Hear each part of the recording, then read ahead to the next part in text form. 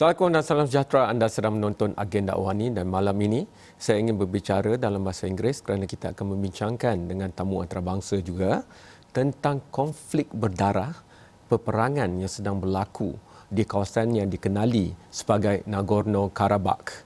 I would like to welcome my two very esteemed guests online for tonight's discussion, very far away out there, and we all hope from Malaysia that everyone there is safe and that peace will be sought very soon. Leila Abdullayeva, the spokesperson for the Azerbaijan Ministry of Foreign Affairs, or MOFA. Thank you so much, Leila, for making time. Assalamualaikum. And thank you very much for calling. Yes, you're welcome. And also from our own Defence University of Malaysia or Universiti Pertahanan Nasional Malaysia, we have Professor Rohana Sarun. Thank you so much, Prof. Terima kasih. Thank you for inviting. Yep. Jadi saya ingin terus, I would like to go straight to Leila. Leila, can you tell us here in Malaysia, what is the situation right now in your country and also the Nagorno-Karabakh region? What is happening? Because as you know, in the international wires and news, it all depends. The quality and the climate of the content will be determined by the interests of the media organizations. Now that we have you directly, can you explain from the official Azerbaijan stand where and what is the situation, the conflict at right now? Yes, thank you very much for giving me this opportunity to express the position of Azerbaijan on that very serious matter, which is a threat to the security, not only in Azerbaijan, but in the whole region. You know that it's already for 30 years that Azerbaijani territories, as 20% of our territories, Nagorno-Karabakh and surrounding 7 regions, are under occupation of the military forces of Armenia. And Azerbaijan is living in these territories. And I'm speaking here about 1 million of Azerbaijanis have been forcefully expelled. So the ceasefire has been achieved between the sides back in 1994 after the occupation, and the sides started to negotiate to find a peaceful solution to the conflict. But unfortunately, during all these years, there were no results to the negotiations because Armenian side did not want to obey norms and principles of international law and to implement the demands of the United Nations Security Council resolutions. Back in 1993, United Nations Security Council adopted 4 resolutions on the settlement of Armenia-Azerbaijan conflict, calling for immediate, full and unconditional withdrawal of the Armenian forces from the all-occupied territories of Azerbaijan. But until now, these resolutions have not been implemented and have been ignored by the Armenian side. Plus, recently, after the change of the government in Armenia, Armenian leadership started new provocations against Azerbaijan. Recently, in July, there was a high raising the tension in the region because Armenian side made a new attack against the positions of Azerbaijan on the border of the 2 states. Then afterwards, of course, this attack has been prevented by the armed forces of Azerbaijan.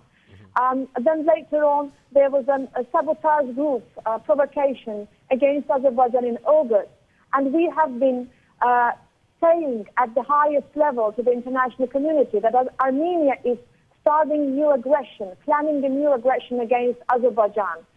But anything has been done. And on 27th of September, Armenia, as it has planned before, started a new aggression against Azerbaijan.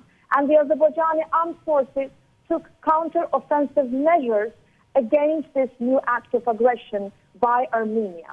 So it's more than 2 weeks that the clashes are continued.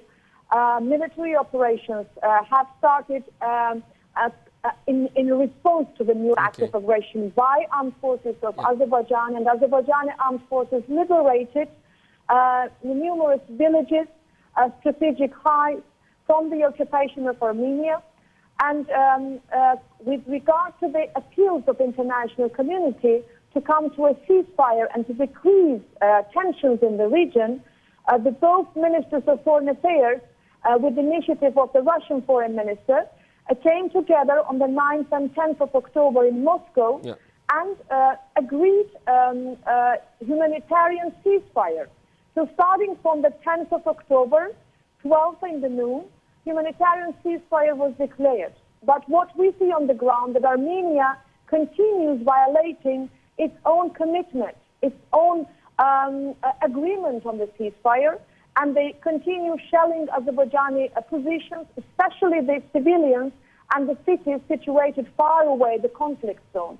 Because their aim, the aim of Armenia, first of all, is to spread panic among the civilians of Azerbaijan, to gain back again the positions in the occupied territories of Azerbaijan, those positions that Azerbaijan liberated. And plus, they would like to have the countries, third parties, to be involved in the conflict. So this is something that we are absolutely against, because we are fighting on our own sovereign territory. We are fighting to liberate from the occupation Azerbaijani territories. And we would like the peace to be ensured in the region. And we always say that if we want durable peace to be established in the region, we would like to eliminate the fact of occupation. We have to ensure the return of 1 million Azerbaijani IDPs to their homeland. So this is the official position of Azerbaijan. Okay. So much, Leila, for that. But we tried so hard to get an Armenian spokesperson, but we couldn't manage to do it by the time we were going to be on air. But before I go to Prof. Rohanas, I would just like to get an update from you, from your official position. How bad is the conflict right now? How many people? We heard reports of more than 300 casualties or deaths already within about 2 weeks. And we understand that the Nagorno-Karabakh region is very high up in altitude and it's very mountainous. So what about the plight of the people? What about food supply and all these things from a humanitarian perspective? I'm sure a lot of people in Malaysia would like to send aid and humanitarian assistance if they can. If you can paint the picture for us. Well, thank you very much again for this question. Indeed, what happened on the 27th of September, this new act of aggression along all the front line, this was a large-scale military provocation by Armenia. And in a response to this military provocation, Azerbaijan started the adequate responsive measures, and there were serious clashes between the armed forces of the two sides. And as I said, Azerbaijan liberated many villages, cities from the occupation, and you can imagine how Azerbaijani people were grieving this news, because these territories have been under military occupation for 30 years. So those people who have left their homes after 30 years, they have a chance to return back to their homes. So the tension is still high in the region, I have to say, because despite the agreement on the humanitarian ceasefire, which was supposed to allow the exchange of detainees and prisoners of war, also recovering the dead bodies, we still witness the violation of ceasefire by Armenia. You can imagine that a couple of hours after the declaration of humanitarian ceasefire, the Azerbaijani medical vehicle with an openly a white flag on it, which was collecting the dead bodies of Armenian soldiers on the ground, has been shelled. And Azerbaijani military personnel were seriously wounded. And plus, Armenian armed forces attacked for the second time the second biggest city of Azerbaijan. It's named Ganja city. And many civilians were killed. And here I speak about 10 civilians killed in one night and more than 30 civilians seriously injured. And it's the tactique used by the Armenian side. They're targeting indiscriminately and deliberately the peaceful civilians living far from the vicinity of the front line. And here speaking about the hundreds of kilometers far away from the conflict zone. So we even stated We even called the international community to condemn this act of crime against humanity by the armed forces of Armenia. So again, let me stress that despite the humanitarian ceasefire agreed by the sides, the clashes still continue. While I'm talking to you, still I'm getting the news from the front line that Armenia tries to shell Azerbaijani regions, especially they target the civilians, which is absolutely against humanitarian law, which is absolutely against international human rights law. And our armed forces declared from the very beginning, when they had started their counteroffensive measures, that our targets are not civilians. Our targets are legitimate military positions, legitimate military targets of the armed forces of Armenia. So the question is here, the main question is that Azerbaijani armed forces are fighting on their own territory, but on the other side, we have Armenian armed forces which are for the years are illegally present on the soil of Azerbaijani territory. So in order to settle the problem, as it is demanded by the United Nations Security Council, the withdrawal of the Armenian forces from all the occupied territories of Azerbaijan is necessary. Okay, Leah, we're taking notes of all this. The producer is also taking notes. We'll have to benchmark your assertions and your claims here with the Armenian spokesperson when we have another episode. But I would like to go to Professor Rohanas here. Professor, you know, if we can go back a bit, maybe 2 steps to enlighten the audience in Malaysia. This conflict has deep-rooted complexities to it.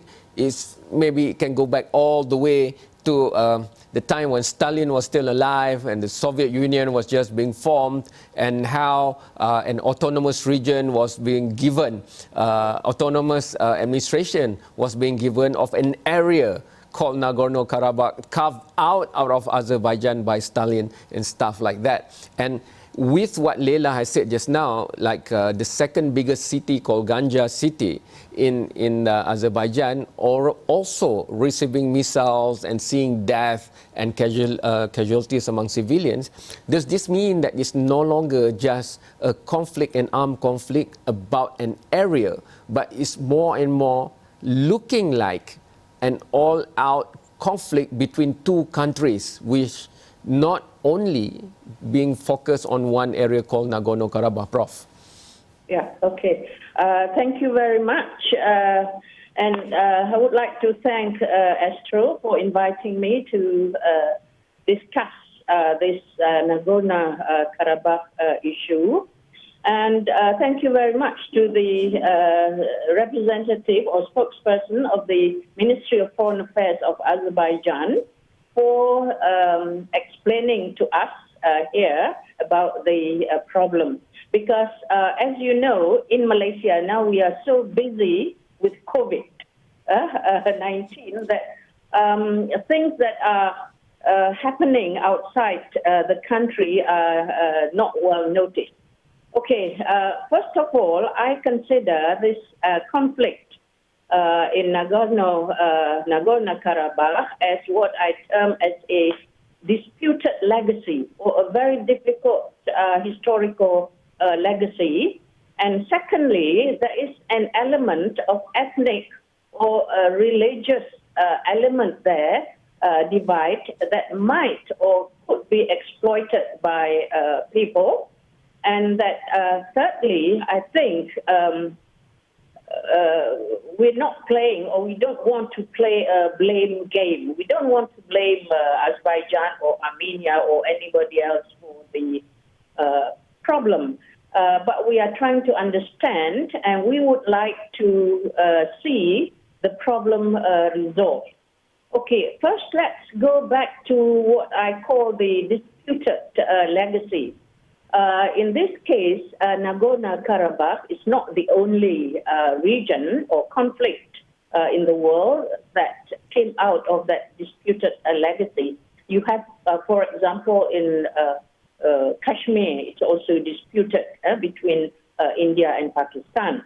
Okay, coming back to Nagorno-Karabakh, actually, according to international law, the region or the area is under Azerbaijan. It belongs to Azerbaijan. But the problem is the majority of the population in that region is of Armenian ethnic group. And during the Soviet rule, it was okay because all these areas were under the Soviet Union. However, the problem, I think, started cracking when the Soviet Union was coming to an end. And after the end of the Soviet Union, many areas in the region demanded or have acceded to independence. So was Azerbaijan and Armenia.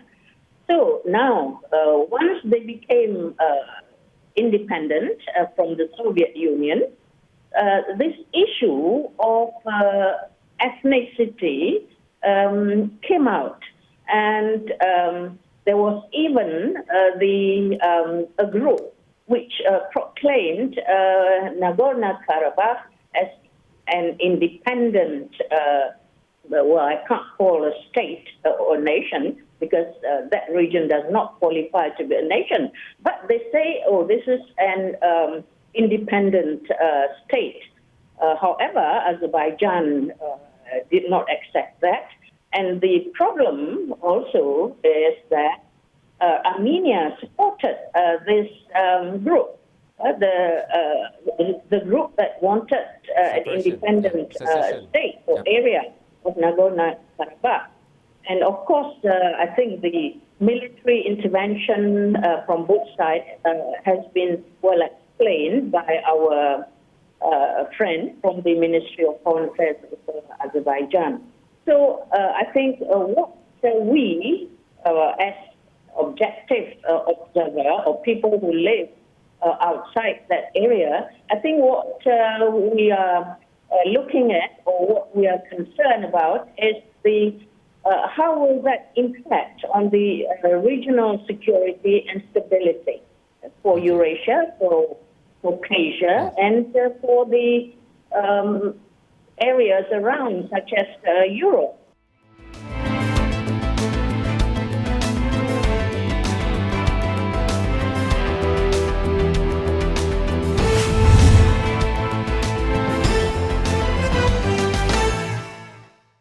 The neighboring countries has now waded in, and you know we got statements from Turkey and the leadership of Turkey about their support for Azerbaijan, and there are claims by Armenia of Turkey helping Azerbaijan by sending arms and warriors and soldiers. So I would like to put a quote, because they are not represented. The Armenian Prime Minister has claimed in an interview, or many interviews, that Turkey has already waded in, and that to him, he's convinced that they will not stop fighting because Turkey is backing them up, and Turkey has come to the South Caucasus to continue its policy of carrying out Mediterranean against Greece and Cyprus, in Libya and Syria and in Iraq, an expansionist policy. But it's not just about Turkey. There are major powers there, Russia of course, and then when you look to the south, there's even Iran now, and Iran has started making statements. So before I go back to Leila, from the interest of the international community wanting to see peace for everyone, for both countries and also for the region of Nagorno-Karabakh, what do you think is the most viable solution for immediate peace here, Prof? Can I respond to this, Ken? Sure, go ahead. Yeah. Okay. Now, they say in conflict or in war, the first casualty is truth. So, having heard from many sides, or both sides, Armenia and Azerbaijan, both sides have, I think, given sort of rational explanation for the intervention. However, what I think should be questioned is Azerbaijan, or under international law, or the international law has recognized that Nagorno-Karabakh is part of Azerbaijan. So I think if both sides, or if everybody can accept that, and then from there, you can proceed towards finding a solution. And as for finding the solution, of course, they have established several meetings or groups, and one of them is, I think, mentioned by Leela just now, the Minsk group. And this involves great powers. You have Russia there, you have the United States, then you have France. So this is what I mean by why we are very concerned about the security and stability. Yes. Because this seemingly small conflict might lead to external intervention. Okay, Prof, let's ask Leila. It's only right to give her a chance. She's taking precious time to talk to us. So Leila, please sum this up for us tonight on this show. From your perspective and your country's perspective, what is the best solution to go for peace here? The best solution in order to ensure peace, lasting peace, security and prosperity in the region, of course, is the elimination of the fact of occupation. Because here we speak about occupation of not only Nagorno-Karabakh, but surrounding 7 regions of Azerbaijan. And ethnic cleansing of the Azerbaijanis living in those areas. And these people are hundreds of thousands of people, more than 1 million. So as soon as we have the fact of occupation, military occupation, plus internally displaced persons, so of course there can be no peace. If we want peace, and these things have been negotiated throughout the latest years, we call it stage-by-stage solution of the conflict, which is rejected by Armenian side. It means that based on the demands of United Nations Security Council resolutions and numerous decisions and documents of other international organizations, including the Organization for Islamic Cooperation, Non-Aligned Movement, and many, many others, OSCE. So these lands need to be liberated, meaning the occupying forces should withdraw from the Azerbaijani territory step by step. We start with the 5 regions surrounding Nagorno-Karabakh, then plus 2 regions, and the population, Azerbaijani population, return to these regions. We allow them for a while to live together, both communities. Because here we speak about Azerbaijani and Armenian communities. Yes, it is fact that, and we don't deny that, during the Soviet time, the majority of population, more than 70% of population, were Armenians in Nagorno-Karabakh, not on the surrounding. But we have surrounding is absolutely Azerbaijani population. But the fact that today there is no single Azerbaijani living there. So we need to restore their fundamental rights, their human rights, to live in their homeland. So we allow them to live for a while together, of course under international security guarantees, and in a later stage, the issue of status can be considered. So these are the elements of the settlement process, and we have always declared that Azerbaijan is ready to give the highest level of self-rule to the Nagorno-Karabakh region, where the both communities can live. But here the problem is that here we have territorial claims of Armenia against Azerbaijan. Here we have the fact of occupation of Nagorno-Karabakh and surrounding 7 regions of Azerbaijan. So how we can speak about lasting peace when we have these facts of occupation, when you have the fact of ethnic cleansing policy. Point taken, Leila. Thank you so much for painting the picture, at least from your position and from your country's stand on the conflict. It's very clear that for peace, for Azerbaijan to accept a lasting one, occupying forces must leave the sovereign territory of Azerbaijan, which includes Nagorno-Karabakh, but the Armenian population there will also be protected. But the main point is Azerbaijan residents who were displaced can go back to the area where they were formerly staying before the conflict, maybe in the early 90s. Thank you so much, Leila. We hope that peace will be there soon, and all the best. And we hope that COVID will not be another issue that you have to contend with there. And with all the love and support from Malaysia, we hope that this conflict resolution will be found very, very soon. Thank you so much. Terima kasih kepada Prof. Okay, Yes. thank you. Terima kasih kepada anda telah menonton dan insya-Allah kita akan terus bincangkan perkara ini. Ya, kita sedang berhadapan dengan COVID, tetapi dunia juga masih perlu kita lihat kerana apalah geopolitik dunia selepas COVID. Itu juga mahu kita pastikan masa depannya. Sekian, selamat malam. Terima kasih. Ini adalah Agenda AWANI.